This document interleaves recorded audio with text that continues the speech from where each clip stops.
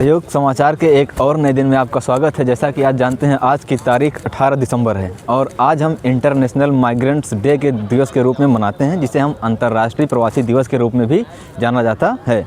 और इसके बारे में हम बता दें तो आज का जो हिंदू अखबार है पूरा, वो इसी पे डेडिकेटेड है कि जो प्रवासी हैं, जो भारत से बाहर जाके काम करते हैं, उनके साथ कैसा मिसट्रीट किया जाता है, या उनके लॉ के द्वारा जैसे कहते हैं कि वहाँ जाके उन्हें डाटा एंट्री का काम करना पड़ेगा, लेकिन वहाँ ले जाके उनके साथ बदसलूकी की जाती है, उन्हें सही से रहने की जगह नहीं मिलती, सही से खाने की जगह नहीं मिलती। और 2020 में जो इंटरनेशनल माइग्रेंट्स एक्ट था, उसमें जो है कुछ बदलाव किए गए थे।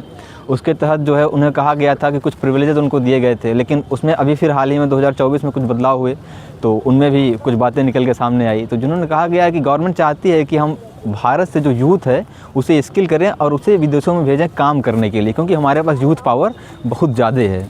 और उससे फ़ायदा ये होगा हमारा कि जैसा कि हम देख रहे हैं कि मनी डिप्रिसिएशन लगातार हमारा बना हुआ है, रुपया हमारा डॉलर के मुकाबले हमेशा कमज़ोर ही होता चला जा रहा है। तो हम इसमें कह सकते हैं कि जब हमारा यूथ बाहर जाएगा, फिर क्या होगा, वहाँ से वो पैसे कमाएगा और डॉलर भेजेगा, जिससे हमारा जो फॉरेन रिज़र्व है वो बढ़ेगा। इससे देश के लिए भी फ़ायदा होगा।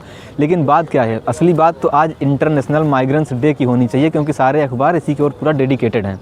और ये बताते क्या हैं, कहते हैं कि जितने लोग भारत से बाहर जाते हैं कार्य करने, ज़्यादातर तो एक नाम आ जाता है सिग्निफिकेंट, यूपी बिहार वाले जाते हैं, लेकिन देखा जाए तो गल्फ़ कंट्री में केरल तमिलनाडु से भी लोग काम करने जाते हैं। क्यों आदित्य भाई, मैं सही कह रहा हूँ? जी सही कह रहे हैं बात। और भाई ने जैसे कि जो इन्फॉर्मेशन है वो आपको प्रोवाइड की ओवरऑल, लेकिन मैं थोड़ा सा इसको देहाती टच देना चाहूँगा। और हमारे गाँव में एक प्रचलन है, कहावत है छोटी सी, कि कोस कोस पर पानी बदले 4 कोस पर वाणी। मतलब भारत जैसे विशाल काय देश, जहाँ पे हर कोस पे मतलब हर कुछ किलोमीटर्स में भाषाएं बदल जाती हैं। बिल्कुल। और कुछ 100 किलोमीटर्स बाद वेशभूषा बदल जाता है, राजस्थान से लेके केरल से लेके बिहार से लेके हर जगह। और इसमें मैं थोड़ा बताना चाहूँगा कि ये कहावत हमारी विविधता को दर्शाती थी, लेकिन आज इसे लोग एज अ मीम की तरह इस्तेमाल करने लगे हैं। यहाँ बोल के जाते हैं कि आपको वहाँ डाटा एंट्री का काम दिया जाएगा, आपको वहाँ एज अ ऑपरेटर काम होगा, लेकिन वहाँ जाने के बाद होता क्या है, उनसे बाथरूम साफ कराए जाते हैं, उन्हें एज ए चरवाहों के रूप में काम कराया जाता है। और सबसे बड़ी समस्या तो तब आती है जब उनके वीज़े जो होते हैं, जो यहाँ से वो लेके जाते हैं जिस वीज़े के थ्रू,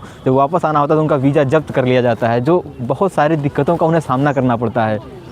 आपने समस्याओं के बारे में बताया, लेकिन समस्याओं का अगर समाधान न बताया जाए तो ये अंत अच्छा नहीं होगा। तो मैं सरकार को भी सराहनीय कृत को मैं आपके बीच लेके आना चाहता हूँ। जैसे कासिल तमिल संगम का 4था एडिशन आपने देखा, प्रयागराज से होते गुजरा।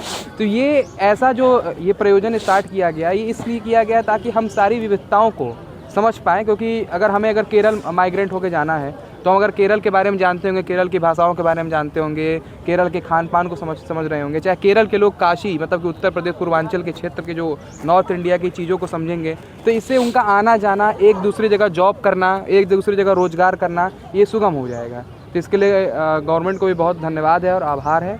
और तो आज के इंटरनेशनल माइग्रेंट डे में जो केंद्रित बिंदु रहा, जो सेंटर पॉइंट रहा, वो यही रहा कि गवर्नमेंट इस पर कुछ ऐसा रूल लाए या फिर कुछ ऐसा करे कि जो हमारे माइग्रेंट्स हैं उन्हें बाहर भेजती तो है, वो तो बढ़िया है, क्योंकि हमारे फॉरेन से उनकी जो क्रेडिबिलिटी है, जैसे कि गवर्नमेंट ने अभी उस रूल में बदलाव करके ये कहा कि उन्हें सही सलामत वापस लाने की जिम्मेदारी सरकार की है। लेकिन क्या केवल सही सलामत लाने की जिम्मेदारी सरकार की है?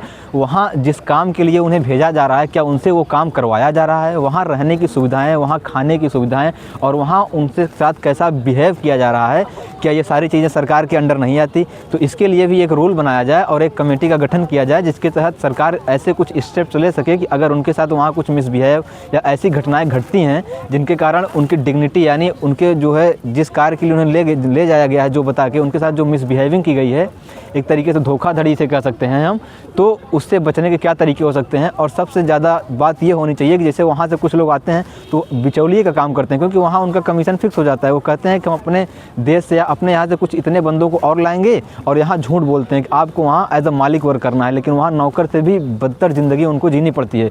तो इन जो बिचौलिए हैं, इनके ऊपर भी गवर्नमेंट को सख्त कदम उठाने चाहिए और इनके लिए कुछ न कुछ ऐसा हमें करना होगा, इनिशिएटिव या कैसे स्टेप्स लेने होंगे, जिसके कारण जो हमारे विदेशी माइग्रेंट जो विदेश में जाकर काम करते हैं, जो फॉरेन से हमारे यहाँ कार्य करने आते हैं, उन सब के वेलफेयर के बारे में गवर्नमेंट को सोचना चाहिए। बहुत बहुत धन्यवाद।